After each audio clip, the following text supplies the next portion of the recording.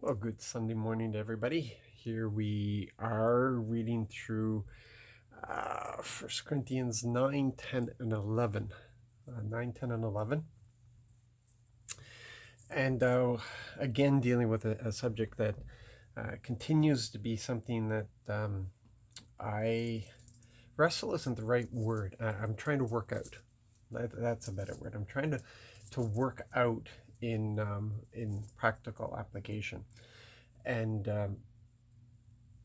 it deals with freedom. Paul's really yesterday it was heart matters. Today it's heart matters, but it's dealing with freedom.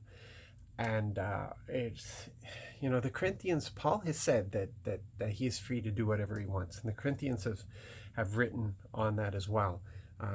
Challenging him. I don't know if that would be the right word to put when they wrote to him. But he says that their theme is that they can do whatever they want, which is the truth. That's what grace has done. Grace has opened the door for us to do whatever we want. We have that freedom. We're no longer under law. We're no longer under sin. We've been freed from all of that. And people would call that extreme grace. And this is what Paul was trying to deal with the Corinthians, because there is a danger to that, and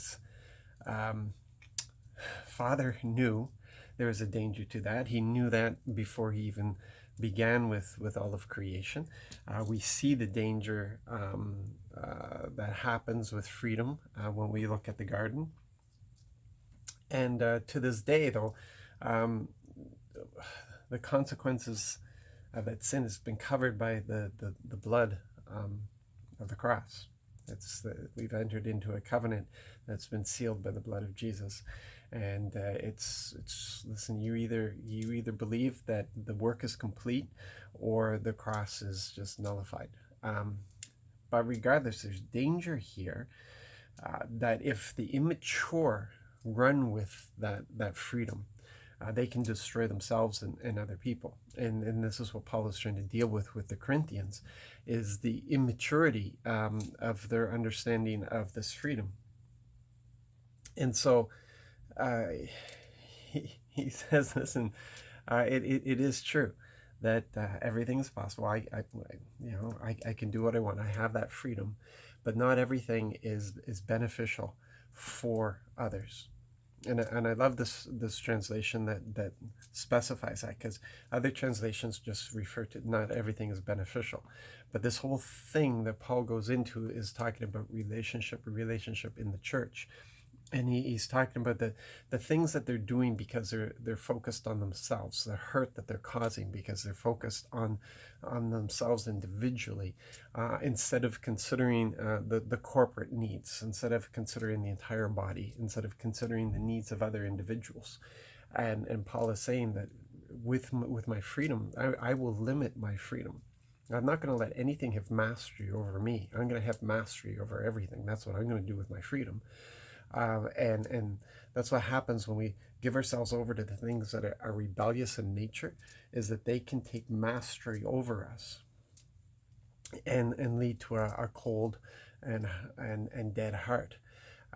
So Paul says, I'm not letting anything have mastery over me. At the same time, he says that not everything that I want to do is beneficial to others. So I'm going to limit myself by love. I'm going to limit my freedom by love. Love will dictate to me, and not myself, not my desires, not my needs. Love will dictate to me.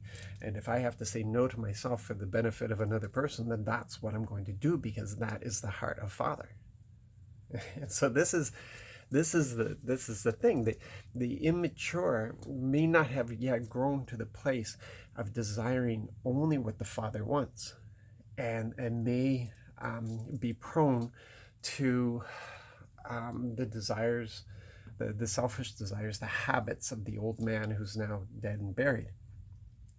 And so this is where We'll find people trying to put rules in place, trying to control people, trying to control those who are young. But instead, we're supposed to be coming alongside and helping people, training people, letting them see, bringing them to that place of maturity where they can be wise. And there's the word I'm looking for, wisdom. We need wisdom in our freedom, and wisdom is governed by love. And so we need to be at that place of looking for wisdom, of desiring wisdom. And Father says that He will give us wisdom. All we have to do is ask. And that's what will make sure that everything works. And that's why when Paul gives that great dissertation on the body and the members of the body, he says, now I'm going to show you how this great diversity works. And he goes into his dialogue on love. Yeah.